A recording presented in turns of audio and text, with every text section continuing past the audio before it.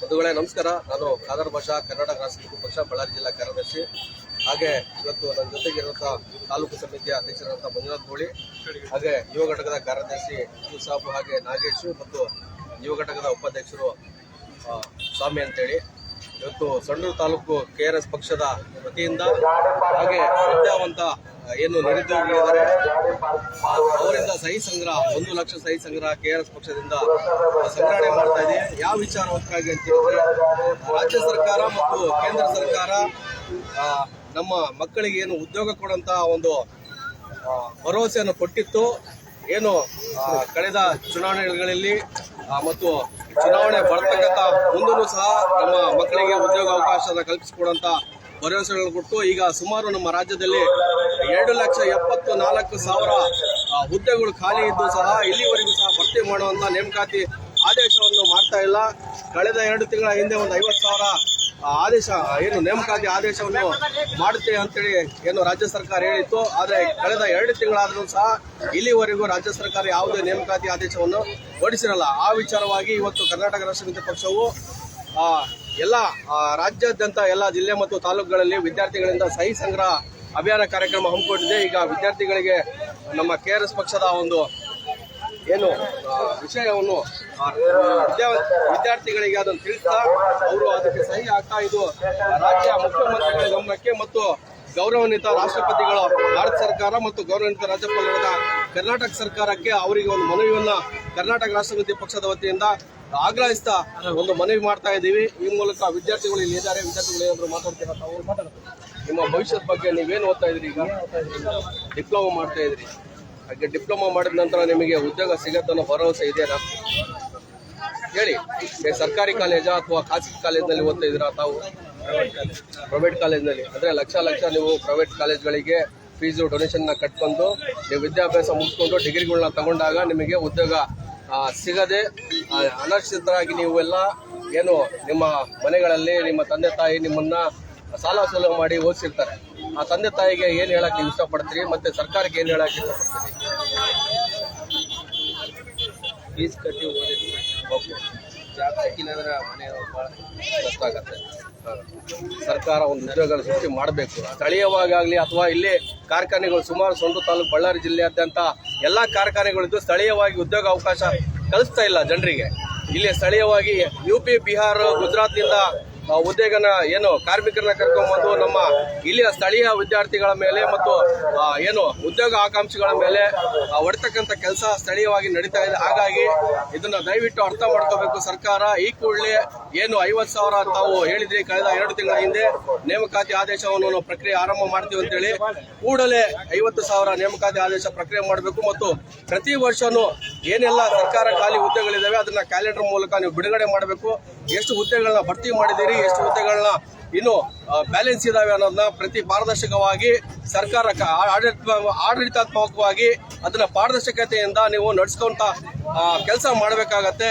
ಇದು ವಿದ್ಯಾರ್ಥಿಗಳ ಆಗ್ರಹ ಮತ್ತು KRS ಪಕ್ಷದ ಆಗ್ರಹ ಆಗಿರುತ್ತೆ. ಈಗ ವಿದ್ಯಾರ್ಥಿಗಳಿಂದ ಸಹಿ ಸಂಗ್ರಹ ಮಾಡೋಣ. ತಮ್ಮ ಹೆಸರು ಮತ್ತು ತಮ್ಮ ಮೊಬೈಲ್ ಸಂಖ್ಯೆ ಅದರಲ್ಲಿ ಹಿಂಭಾಗದಲ್ಲಿದೆ, ಸಂಪೂರ್ಣ ಮಾಹಿತಿ ಇದೆ. ಅದನ್ನು ಓದ್ಬಿಟ್ಟು ತಾವು ಸಹಿ ಹಾಕಿ. ಓದಿದ್ರ ವಿಷಯನ?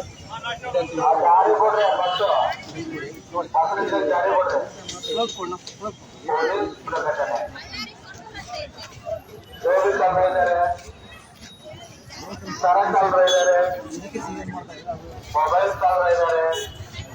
ಬಸ್ಸು ಹತ್ತುವಾಗ ಇಳಿಯುವಾಗ ನಮ್ಮ ವಸ್ತುಗಳನ್ನು ಜಾಗೃತರಾಗಿ ನೋಡಬಹುದು.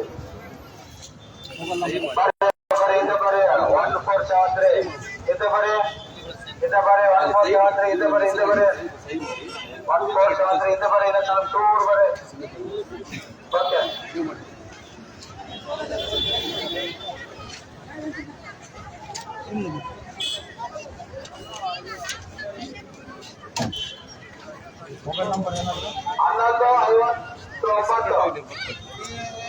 ಹೊಸಪೇಟೆ ಹೋಗಿಲ್ಲ. ಅದು ಇನ್ನೊಂದು ಕಾರ್ಡ್ ಇದಲ್ಲಮ್ಮ, ಒಂದು ಕಾರ್ಡ್ ಕೊಡಿ, ಇನ್ನೊಂದು ಕಾರ್ಡ್ ಕೊಡಿ, ಇದರಲ್ಲಿ ಬರ್ಕೊಳ್ಳಿ, ಅದನ್ನು ಕಾರ್ಡ್ ಕೊಟ್ಬಿಡಿ. ಕಾರ್ಡ್ ಕೊಡಿ, ಸಹಿ ಮಾಡ್ತಾರೆ.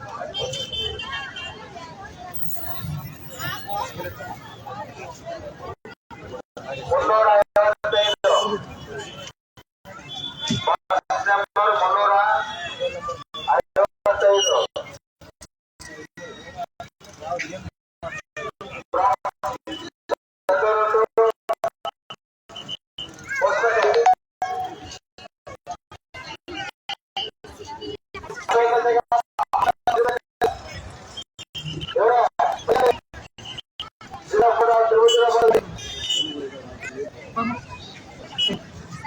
355 ಮಾಡಿ ಸೈನ್ ಮಾಡಿ, ನಿಮ್ಮ ಹೆಸರು ಬರೀರಿ, ನಿಮ್ಮ ಸೈನ್ ಮಾಡಿ.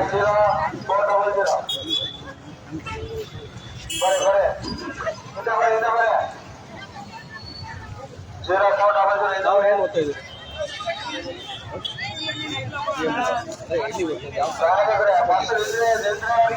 ಸರ್ಕಾರ ಉದ್ಯೋಗ ಸೃಷ್ಟಿ ಮಾಡ್ತಾ ಇಲ್ಲ. ಏನು ಈಗ ನೀವು ಒಂದು ಉದ್ಯೋಗ ಬೇಕಲ್ಲ, ಸರ್ಕಾರ ಕರಿಬೇಕು, ಕಾಲ್ಫಾರ್ಮ್ ಕರಿಬೇಕು. ಈಗ ಸುಮಾರು ರಾಜ್ಯದಲ್ಲಿ 2,70,000 ಹುದ್ದೆಗಳನ್ನ ಖಾಲಿ ಇದ್ದಾವೆ, ಭರ್ತಿ ಮಾಡ್ತಾ ಇಲ್ಲ. ಸರ್ಕಾರ ಕಳೆದ 2 ತಿಂಗಳಿಂದ ಹೇಳಿದ್ದು 50,000 ಹುದ್ದೆಗಳನ್ನ ಭರ್ತಿ ಮಾಡಿ ನೇಮಕ ಒದಗಿಸ್ಕೊಂಡಿದೆ. ಆದರೆ ಇಲ್ಲಿವರೆಗೂ ಆ ಪ್ರಕ್ರಿಯೆ ಮಾಡಿಲ್ಲ.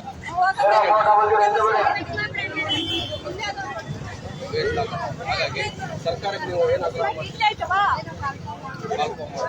ಈಗ ಸುಮಾರು ರಾಜ್ಯದಲ್ಲಿ 2,74,000 ಹುದ್ದೆಗಳು ಖಾಲಿ ಇದ್ದು, ಇಲ್ಲಿಗೆ ಏನು ಉದ್ಯೋಗ ಆಕಾಂಕ್ಷಿಗಳಿದ್ದಾರೆ ಸುಮಾರು 10 ಲಕ್ಷ ಅರ್ಜಿಗಳನ್ನ ಹಾಕಿದ್ದಾರೆ.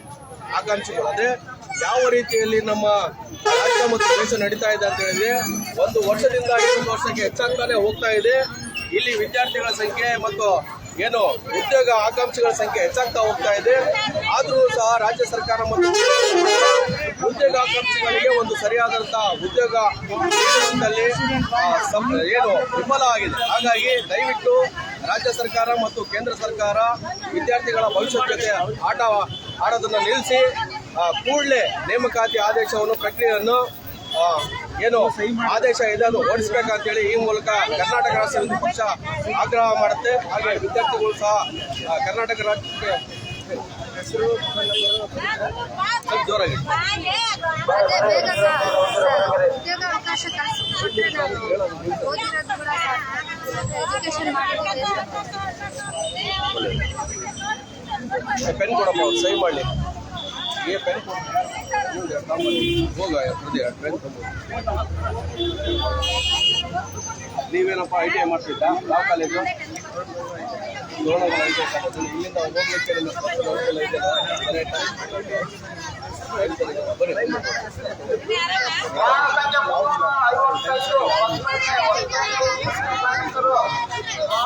ಇಲ್ಲಿಂದ ಹೋಗ್ಬೇಕಾದ್ರೆ ನೀವು ಯಾವ ಯಶವಂತನಗರ, ಅಲ್ಲಿಂದಲೂ ಬಸ್ಸಿಗೆ ಬರಬೇಕು. ಅದಾದ ನಂತರ ಇಲ್ಲಿಂದಲೂ ಬಸ್ಸಿಗೆ ಕಾಯಬೇಕು. ಅಲ್ಲಿಗೆ ಕಾಲೇಜ್ ಹೋಗೋರಿಗೆ ಸುಮಾರು 11 ಗಂಟೆ ಆಗುತ್ತೆ. 11 ಈಗ ಸಮಯ 9:50 ಆಯಿತು. ಇಲ್ಲಿ ಬಸ್ ಕರೆಕ್ಟ್ 10 ಗಂಟೆಗೆ ಸಿಕ್ಕಿದ್ರೆ ನಿಮಗೆ 11 ಗಂಟೆಗೆ ನೀವು ಅಲ್ಲಿ ಕಾಲೇಜ್ ಹೋಗ್ತೀವಿ. ಇಲ್ಲ ಅಂತ ಹೇಳಿದ್ರೆ ಹೋಗ್ಲಿಕ್ಕಾಗಲ್ಲ. ನೋಡಿ ಈ ರೀತಿ ವ್ಯವಸ್ಥೆ ಏನು ಕಾಲೇಜ್ಗಳಿಗೆ ಹೋಗ್ಬೇಕು ಅಂದ್ರೂ ಸಹ ಗಳಿಗೆ ಒಂದು ಬಸ್ಸಿನ ಸೌಲಭ್ಯ ಇಲ್ಲ. ಇಂತಹ ನಿಟ್ಟಿನಲ್ಲಿ ನಮ್ಮ ಬಡವ್ರ ಮಕ್ಕಳು ಮಾಡಿ ಕಾಲೇಜ್ಗಳಿಗೆ ಹೋಗಿ ಡೊನೇಷನ್ಗಳನ್ನ ಕಟ್ಕೊಂಡು ಅವರು ವಿದ್ಯಾಭ್ಯಾಸ ಮುಗಿಸಿದ ನಂತರ ಡಿಗ್ರಿಗಳು ತಗೊಂಡ್ರೆ ಅವರಿಗೆ ಉದ್ಯೋಗ ಇಲ್ಲದ ರೀತಿಯಲ್ಲಿ ಅಲ್ದಾಡುವಂಥ ಪರಿಸ್ಥಿತಿ ರಾಜ್ಯದಲ್ಲಿ ಮತ್ತು ದೇಶದಲ್ಲಿ ಕಾಣ್ತಾ ಇದೆ.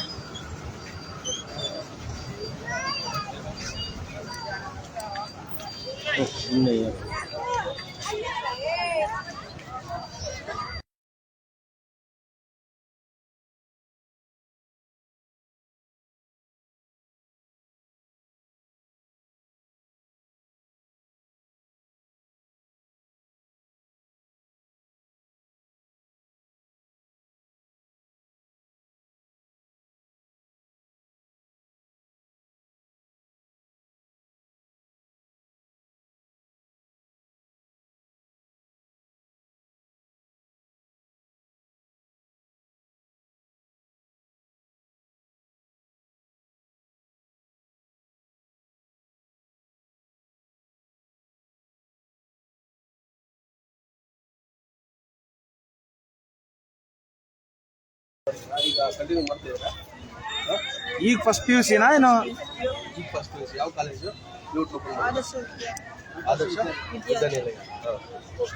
ಈಗ ರಾಜ್ಯ ಸರ್ಕಾರದಲ್ಲಿ ಸುಮಾರು 2,74,000 ಹುದ್ದೆಗಳು ಖಾಲಿ ಇದ್ದಾವೆ. ಅದರಲ್ಲಿ ಅಪ್ಲಿಕೇಶನ್ ಹಾಕಿದಂಥ ವಿದ್ಯಾರ್ಥಿಗಳು ಏನು ನಿರುದ್ಯೋಗಿಗಳಿದ್ದಾರೆ ಅವರು 10 ಲಕ್ಷ ಇದ್ದಾರೆ. ರಾಜ್ಯ ಸರ್ಕಾರ ಹುದ್ದೆಗಳನ್ನು ಸೃಷ್ಟಿ ಮಾಡ್ತಾ ಇಲ್ಲ. ಒಂದು ಕಡೆಗೆ ಕೇಂದ್ರ ಸರ್ಕಾರ ಭರವಸೆ ಕೊಡುತ್ತೆ, ನಾವು 20 ಲಕ್ಷ ಹುದ್ದೆಗಳನ್ನ ಸೃಷ್ಟಿ ಮಾಡ್ತೀವಿ ಪ್ರತಿ ವರ್ಷ ಅಂತೇಳಿ. ಒಂದು ಕಡೆ ಕೇಂದ್ರ ಸರ್ಕಾರನೂ ಭರವಸೆ ಕೊಡುತ್ತೆ. ವಿದ್ಯಾರ್ಥಿಗಳು ಓದ್ತಾನೆ ಇದ್ದಾರೆ, ಅವರು ಡಿಗ್ರಿಗಳು ತಗೊಂಡು ಅಲ್ದಾಡ್ತಾನೆ ಇದ್ದಾರೆ, ಹುದ್ದೆಗಳು ಸಿಗ್ತಾ ಇಲ್ಲ. ಅದ್ರ ಬಗ್ಗೆ ತಾವೇನು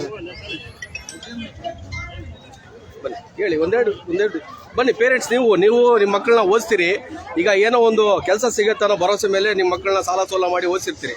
ಅವಾಗ ಸರ್ಕಾರ ಉದ್ಯೋಗ ಸೃಷ್ಟಿ ಮಾಡಿಲ್ಲ ಅಂದ್ರೆ ಯಾವ ತರ ಅನ್ಸುತ್ತೆ ನಿಮಗೆ? ಎಲ್ಲ ಮನೆಯಲ್ಲಿ ಕಷ್ಟಪಟ್ಟು ಓದಿಸಿರ್ತಾರೆ ಅವರೇ, ಮತ್ತೆ ಎಷ್ಟು ಪ್ರಾಬ್ಲಮ್ ಇದ್ರು ಮಕ್ಕಳು ಓದಿ ಅಂತ ಇದು ಮಾಡಿರ್ತಾರೆ. ಇವರ ಕೆಲಸ ಇದೆಲ್ಲ ಸರ್ಕಾರದಿಂದ ಕೊಡ್ಬೇಕು ಸರ್. ಅಮ್ಮ ಚಿಕ್ಕ ವಯಸ್ಸಿನ ಮಕ್ಕಳು ಓದ್ಲಿ ಅಂತ ಬಿಟ್ಟಿರ್ತಾರೆ. ಅವ್ರಂತೂ ಓದಿರಲ್ಲ, ಮಕ್ಳಿಗೆ ಕಷ್ಟ ಇದ್ದಾಗ ಓದಿಸಿರ್ತಾರೆ. ಅವ್ರಿಗಾಗಿ ಮತ್ತೆ ಹೆಲ್ಪ್ ಮಾಡ್ಬೇಕು. ಈ ತರ ಮಕ್ಕಳು ಓದೋರಿಗೆಲ್ಲ ಕೊಡ್ಬೇಕು. ಈಗ ಒಂದ್ ಕಡೆಗೆ ನಮ್ಮ ಮಕ್ಕಳನ್ನ ನಾವು ಸಾಲ ಸೋಲ ಮಾಡಿ ವಿದ್ಯಾಭ್ಯಾಸ ಮಾಡಿಸಿರ್ತೀವಿ, ಓದಿಸಿರ್ತೀವಿ, ಡಿಗ್ರಿಗಳು ತಗೊಂಡಿರ್ತಾರೆ, ತಕ್ಕಂಗೆ ಉದ್ಯೋಗ ಕೊಡಲ್ಲ.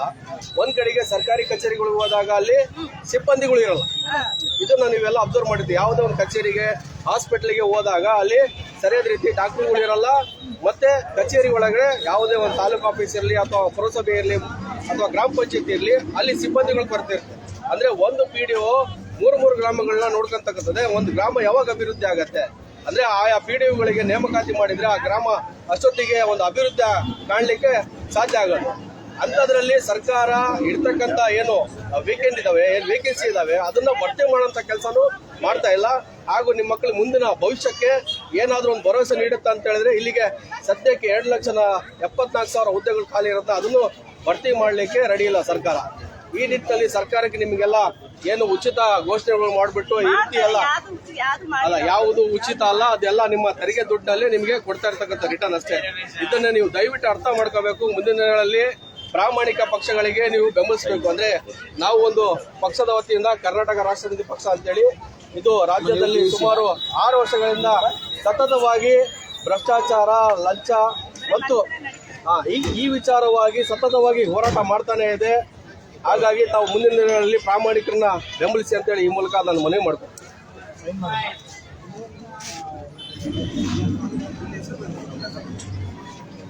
ಇವ್ರು ಕೇಳ್ರಿ, ಅಧ್ಯಕ್ಷರೇ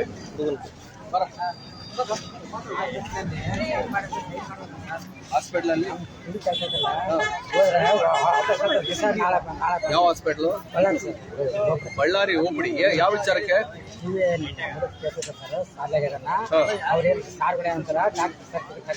ಡಾಕ್ಟರ್ ಸರ್ಟಿಫಿಕೇಟ್ಗೆ ಎಷ್ಟು ದಿವಸ ಆಯ್ತು ಹೊಲ್ದಾಡಕ್ಕೆ? 4 ವರ್ಷದಿಂದ ಅಡ್ಡಾಡ್ತಿದ್ರೆ ನೋಡಿ. ಇಲ್ಲಿ ಬಡವರ ಸಮಸ್ಯೆ ಈ ರೀತಿ. ಹ್ಯಾಂಡಿಕ್ಯಾಪ್ ಸರ್ಟಿಫಿಕೇಟ್ ಪಡ್ಕೊಳಕ್ಕೆ ಇವರ ಮಗನಿಗೆ ಏನೋ ಕಿವಿ ಸರಿಯಾದ ರೀತಿ ಕೇಳಿಸಲ್ಲ. ನಾವು ಅದಕ್ಕೇನನ್ನ ಕೊಡ್ಬೇಕಾದ್ರೆ ಅದೇ ಇಲ್ಲ ಸರ್. ಅವ್ರು ಕೂಡ ಬರ್ತಾರೆ ಸರ್. ಹೇಗಿರತ್ತ ಅದೇ ಬರ್ತದೆ ನನಗೆ. ಯಾವರು? ರಾಜಾಪುರ. ಈ ರೀತಿ ಸಮಸ್ಯೆಗಳು ಏನು ಜನಪ್ರತಿನಿಧಿಗಳು ಆಗ್ಲಿ, ಸರ್ಕಾರಿ ಅಧಿಕಾರಿಗಳಾಗ್ಲಿ ಜನರನ್ನ ಅಲ್ದಾಡಿಸುವಂತ ಕೆಲಸನೇ ಆಗ್ತಾ ಇದೆ. ರಾಜ್ಯದಲ್ಲಿ ಜನರಿಗೆ ತಿಳಿಸುವಂತ ಕೆಲಸ ಮಾಡ್ತಾ ಇಲ್ಲ. ಸುಮಾರು 4 ವರ್ಷದಿಂದ ಒಂದು ಸರ್ಟಿಫಿಕೇಟ್ ಪಡ್ಕೊಳಕ್ಕೆ ಇವತ್ತು ನಾಳೆ ಅಂತ ಅಲ್ದಾಡೋಂಥ ಪರಿಸ್ಥಿತಿ ರಾಜ್ಯದಲ್ಲಿದೆ. ಹಾಗಾಗಿ ದಯವಿಟ್ಟು ಜನ ಅರ್ಥ ಮಾಡ್ಕೋಬೇಕು. ನಾವು ಎಂಥವ್ರನ್ನ ಆಯ್ಕೆ ಮಾಡ್ತಾ ಇದ್ದೀವಿ, ನಮ್ಮ ಭವಿಷ್ಯನ ಯಾವ ರೀತಿ ಇವರೆಲ್ಲ ಸುಧಾರಣೆ ಮಾಡ್ತಾರೋನ್ನ ನಾವೆಲ್ಲ ಮನವರಿಕೆ ಮಾಡ್ಕೋಬೇಕಾಗುತ್ತೆ. ದಯವಿಟ್ಟು ಇದು ಸಮಸ್ಯೆ ಏನಿದೆ ನಾವು ಕೂಡಲೇ ಏನು ಬಳ್ಳಾರಿ ಜಿಲ್ಲಾ ಓಪಡಿ ವಿಭಾಗದಲ್ಲಿ ಯಾರಿದ್ದಾರೆ ಸಂಬಂಧಪಟ್ಟ ಅಧಿಕಾರಿಗಳ ಜೊತೆಗೆ ಈ ವಿಚಾರವಾಗಿ ಮಾತಾಡ್ತೀವಿ. ಇವರ ಫೋನ್ ನಂಬರ್ ತಗೊಳ್ಳಿ. ನಿಮ್ಮ ಮೊಬೈಲ್ ನಂಬರ್ ಇದೆಯಾ? ನಿಮ್ಮ ಮೊಬೈಲ್ ನಂಬರ್ ಕೊಡಿ, ನಿಮಗೆ ಫೋನ್ ಮಾಡ್ತೀನಿ ನಾವು. ಅಧ್ಯಕ್ಷರೇ ಇವರಿಗೆ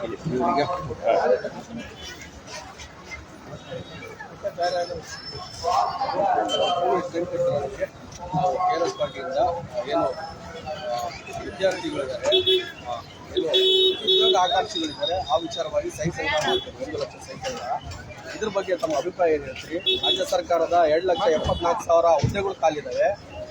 ಇಲ್ಲಿವರೆಗಾದ್ರೂ ನೇಮಕಾತಿ ಆರಂಭ ಆಗಿದೆ. ಈಗ ನೀವು ಏನು ಓದ್ತಾ ಇದ್ದೀರಿ? ಸ್ವಲ್ಪ ಜೋರಾಗಿ ಮಾತಾಡಿ. ಕಾಮರ್ಸ್ ಓದ್ತಾ ಇದ್ದೀರಿ. ಯಾವ ಕಾಲೇಜು? ಶ್ರೀಶೈಲ ಕಾಮರ್ಸ್. ಅದಾದ ನಂತರ ಮುಂದೆ ಏನು ಮಾಡ್ಬೇಕು ಅನ್ಕೊಂಡಿದ್ದೀರಿ? CA ಮಾಡಬೇಕು. CA ಮಾಡಿದ ನಂತರ ಜಾಬ್. ಓಕೆನಾ? ಎಲ್ಲ ಆದಮೇಲೆ ಜಾಬೇ ಬೇಕು ನಮಗೆ. ಈಗ ರಾಜ್ಯ ಸರ್ಕಾರ ಮತ್ತು ಕೇಂದ್ರ ಸರ್ಕಾರ ನಮಗೆ ಉದ್ಯೋಗ ಕೊಡುವಂಥ ಭರವಸೆಗಳು ಕೊಡ್ತಾ ಇದೆ. ಆದ್ರೂ ಉದ್ಯೋಗಗಳು ಸೃಷ್ಟಿ ಆಗ್ತಾ ಇಲ್ಲ. ನೇಮಕಾತಿ ಆದೇಶದ ಪ್ರಕ್ರಿಯೆಯನ್ನು ಆರಂಭ ಮಾಡ್ತಾ ಇಲ್ಲ. ಏನು ಹೇಳ್ತೀರಿ ಇದಕ್ಕೆ? ಹೇಳಿ. ಸರ್ಕಾರಕ್ಕೆ ನೀವೇನು ಆಗ್ರಹ ಮಾಡ್ತೀರಿ? ಕೂಡಲೇ ನೇಮಕಾತಿ ಆದೇಶ ಪ್ರಕ್ರಿಯೆ ಆರಂಭ ಮಾಡಿ ಅಂತ ಹೇಳ್ತೀರಾ?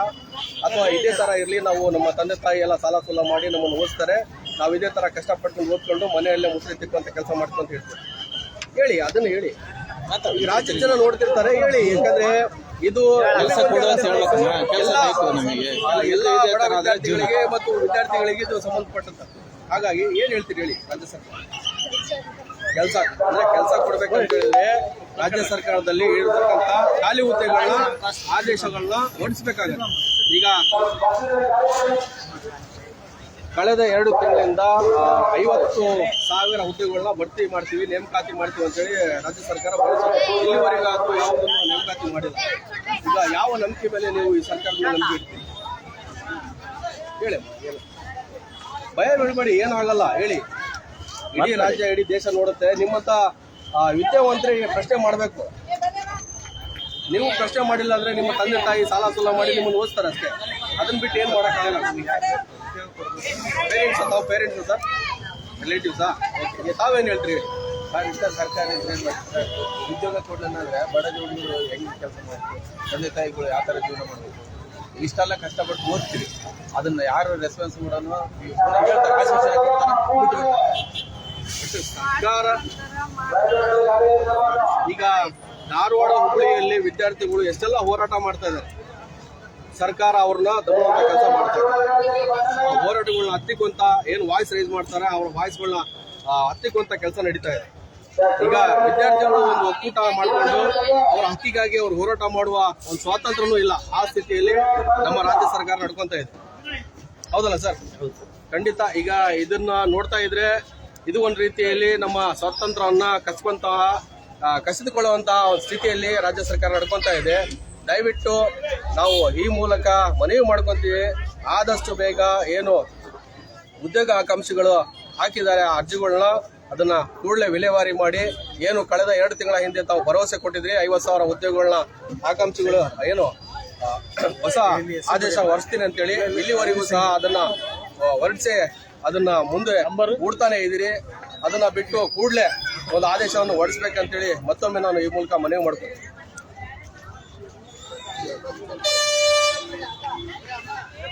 ಊಟ ಮಾಡಿ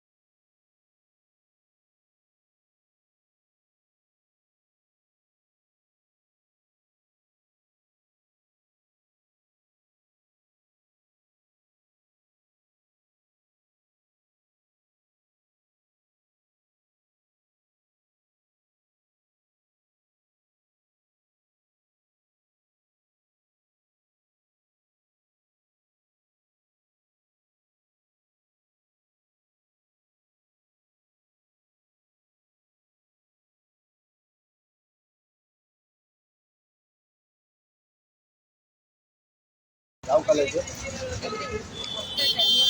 AMC ಕಾಲೇಜು. ಇದ್ದೆವು ಇಲ್ಲಿಂದ ಈಗ ಸರ್ಕಾರ ಏನು 2,74,000 ಹುದ್ದೆಗಳಿವೆ ಅದು ಸೃಷ್ಟಿ ಮಾಡ್ತಕ್ಕಂಥ ಕೆಲಸ ಮಾಡ್ತಾ ಇಲ್ಲ. ಕಳೆದ 2 ತಿಂಗಳಿಂದ 50,000 ಹುದ್ದೆಗಳನ್ನ ನೇಮಕಾತಿ ಮಾಡ್ತೀನಿ ಅಂತ ಹೇಳಿದ್ರು ರಾಜ್ಯ ಸರ್ಕಾರ. ವಿದ್ಯಾರ್ಥಿಗಳು ವರ್ಷದಿಂದ ವರ್ಷಕ್ಕೆ ಹೆಚ್ಚಾಗ್ತಾನೆ ಇದೆ. ಏನು ಡಿಗ್ರಿಗಳನ್ನ ಪಡ್ಕೊಂಡು ಉದ್ಯೋಗಕ್ಕೋಸ್ಕರ ಅಲ್ಲಾಡುವಂಥ ಸ್ಥಿತಿ ಇಡೀ ರಾಜ್ಯಾದ್ಯಂತ ದೇಶದಲ್ಲಿ ನಡೀತಾ ಇದೆ. ಈಗ ನೀವು ನೆಕ್ಸ್ಟ್ ನಿಮ್ಮ ಫ್ಯೂಚರಲ್ಲಿ ಏನು ಮಾಡ್ಬೇಕು ಅನ್ಕೊಂಡಿದ್ದೀವಿ? ಜಾಬ್ ಅಂದರೆ ಸರ್ಕಾರಿನ ಅಥವಾ ಖಾಸಗಿ? ಸಿಗ್ತಾ ಇಲ್ಲ. ಸರ್ಕಾರಿ ಸಿಗ್ತಾ ಇಲ್ಲ ಅಂದರೆ ಖಾಸಗಿ ಕಡೆಗೆ ನೀವು ಅನಿವಾರ್ಯ ಹೋಗ್ಲೇಬೇಕಾಗುತ್ತೆ. ಖಾಸಗಿ ನಿಮಗೆ ಅಪ್ರೋಚ್ ಮಾಡುತ್ತಾ, ಅಕ್ಸೆಪ್ಟ್ ಮಾಡುತ್ತಾ?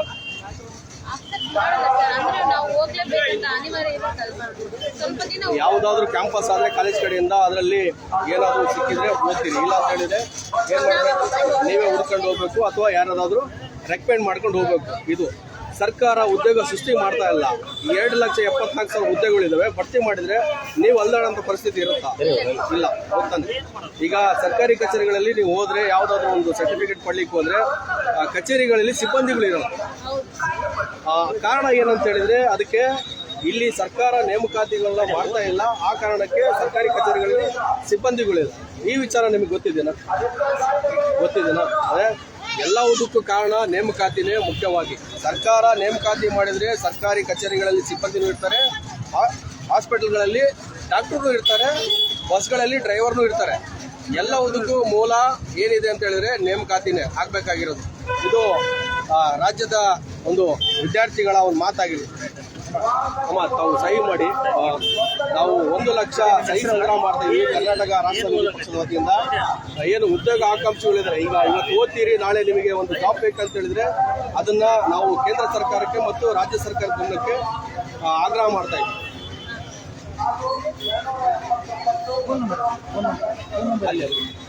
ಫೋನ್ ನಂಬರ್ ಹೇಳಮ್ಮ.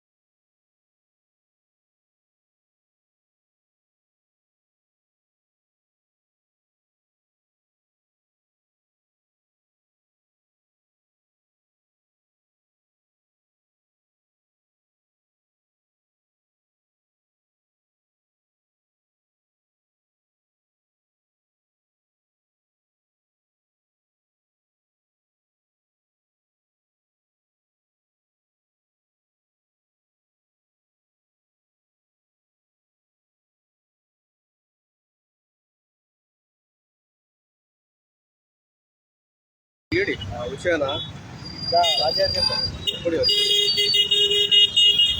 ಬ್ರದರ್. ಇದು ಕರ್ನಾಟಕ ರಾಷ್ಟ್ರ ಸಮಿತಿ ಪಕ್ಷದಿಂದ ಮತ್ತು ಉದ್ಯೋಗ ಆಕಾಂಕ್ಷಿಗಳು ನಾವು ಏನು ಮಾಡ್ತಾ ಇದ್ರಿ? ಈಗ ಎಜುಕೇಶನ್ ಏನು ಮಾಡ್ತಾ ಇದ್ದೀರಾ? Degree final year. Degree final year ಆದ ತಕ್ಷಣ ಏನು ಮಾಡ್ತೀರಿ ನೆಕ್ಸ್ಟ್? ಅದಾದ ನಂತರ ಆಯಿತು. ಅದಾದ ನಂತರ ಏನು ಮಾಡಬೇಕು? ಎಲ್ಲ ಆಯಿತು, ಓದಿದ್ರಿ, ಅದಾದ ನಂತರ ನಿಮಗೆ ಜಾಬ್ ಬೇಕು. ಅದು ಯಾರು ಕೊಡ್ತಾರೆ? ಸರ್ಕಾರ. ಅದನ್ನ ಹೇಳಿ, ಸ್ವಲ್ಪ ಜೋರಾಗಿ ಹೇಳಿ. ಲೈವ್ ಇದೆ, ಇಡೀ ರಾಜ್ಯದ ಜನ ನೋಡ್ತಾ ಇದೆ. ನಾವು ಇದನ್ನೇ ಸರ್ಕಾರಕ್ಕೆ ಆಗ್ರಹ ಮಾಡ್ತಾ ಇದ್ದೀವಿ, ಕೇಂದ್ರ ಸರ್ಕಾರ ಮತ್ತು ರಾಜ್ಯ ಸರ್ಕಾರಕ್ಕೆ. ಉದ್ಯೋಗಗಳನ್ನ ಸೃಷ್ಟಿ ಮಾಡಿ. ಉದ್ಯೋಗ ಆಕಾಂಕ್ಷಿಗಳು 10-12 ಲಕ್ಷಗಳ ಸಂಖ್ಯೆಯಲ್ಲಿದ್ದಾರೆ. ನೀವು ಅಲ್ಲಿ ಖಾಲಿ ಇರ್ತಕ್ಕಂಥ ಏನು ಹುದ್ದೆಗಳಿದ್ದಾವೆ 2,74,000 ಹುದ್ದೆಗಳನ್ನ ಅದನ್ನ ಭರ್ತಿ ಮಾಡಿ ಅಂತೇಳಿ ನಾವು ಸರ್ಕಾರಕ್ಕೆ ಆಗ್ರಹ ಮಾಡ್ತಾ ಇದ್ವಿ. ಈಗ ಸುಮಾರು ಒಂದು 50,000 ಹುದ್ದೆಗಳನ್ನ ನೇಮಕಾತಿ ಮಾಡ್ತೀನಿ ಅಂತೇಳಿ ಹೇಳಿ 2 ತಿಂಗಳ ಕಳೆದ್ರು, ಇಲ್ಲಿವರೆಗೂ ಯಾವುದೇ ನೇಮಕಾತಿ ಪ್ರಕ್ರಿಯೆ ಮಾಡಿಲ್ಲ.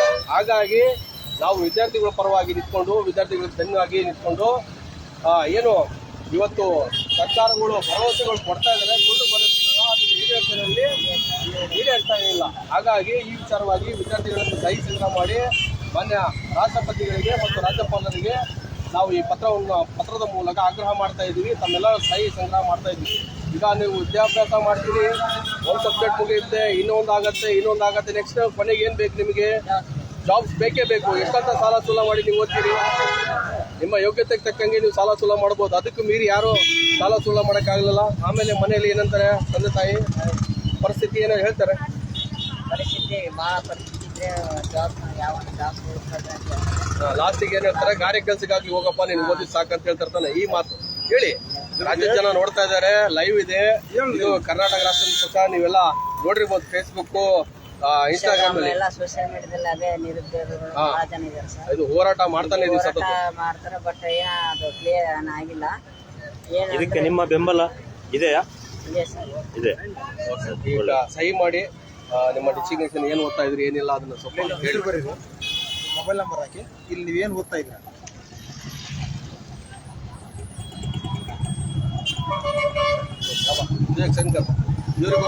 ನಮ್ಮ ಹೆಸರು? ನಮ್ಮ ಹೆಸರು ವೀರ ಅಂತ. ಹೆಸರೇನು ನಿಮ್ದು? ವೀರ ಮೊಹಮ್ಮದ್ ರುವಾನ್. ಎಜುಕೇಶನ್ ಏನ್ ಮಾಡ್ತೀವಿ? Diploma second year. ನಿಮಗೂ ಜಾಬ್ ಬೇಕು ಮುಂದಿನ ದಿನಗಳಲ್ಲಿ ಅಲ್ವಾ? ಖಂಡಿತವಾಗಿ ಜಾಬ್ ಬೇಕು. ಸೈನ್ ಮಾಡಿ.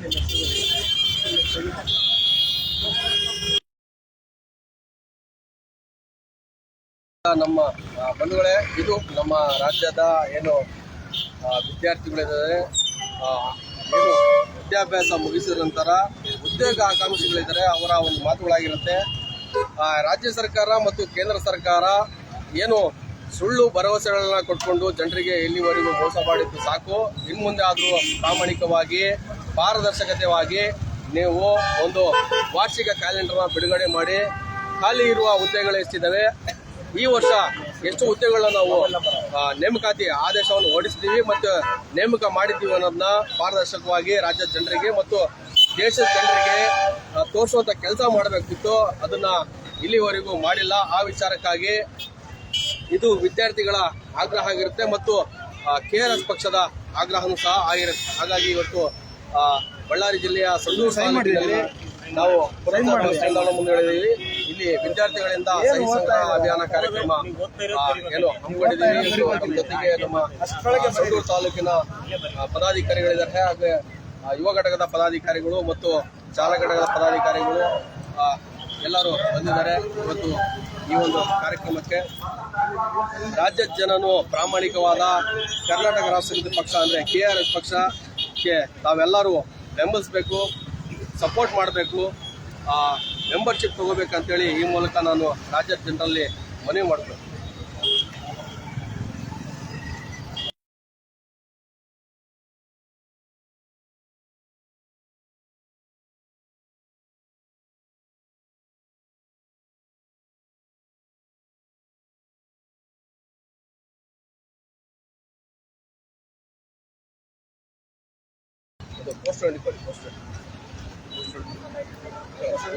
ಬನ್ನಿ ವಿದ್ಯಾರ್ಥಿಗಳು ಯಾರಿದ್ರೆ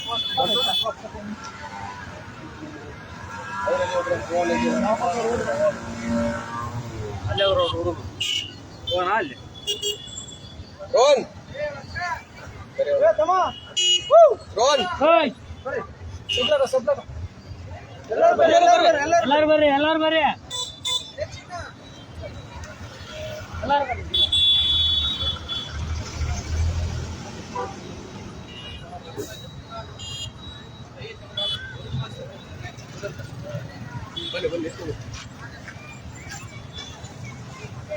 ಬರ್ರಿ ನೀವು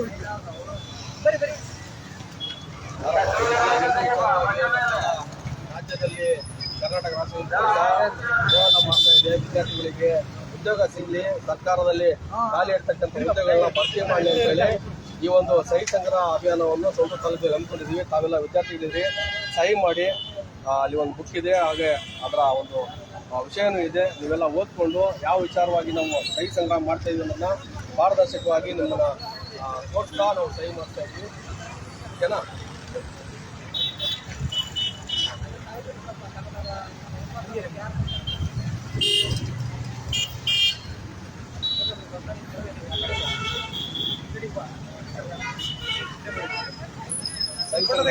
ಸ್ವಲ್ಪ ದೂರ ಹೋಗಿ ಒಂದು ಫೋಟೋ ತೆಗೆದು